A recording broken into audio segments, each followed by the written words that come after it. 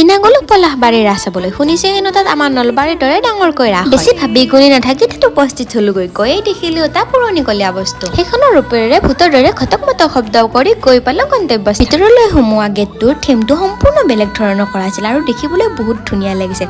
তাৰ পাছত এনেকৈ ধুনীয়াকৈ গুহাৰ মাজেৰে গৈ মই পালো মেইন ৰাসস্থলী। সঁচাকৈ ইয়াত লাইটৰ ডেকৰেশ্যনটো বহুত বেছিয়ে ধুনীয়া কৰিছিল। লাইটৰ ডেকৰেশ্যনৰ কথা ভাবি চাব আহিলো ৰাসৰ মুখ্য আকৰ্ষণ।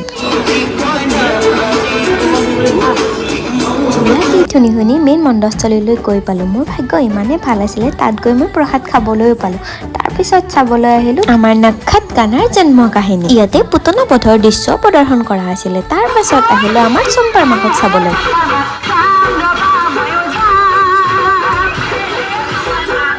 চম্পাৰ মাক চাই আহিয়ে দেখিলো এটা প্ৰকাণ্ড সাপ। প্ৰথমেতো মই ৰিয়েল বুলিয়ে ভাবিছিলো, তাৰ পিছতহে গম পালো এইটো মূৰ্তিহে হয়।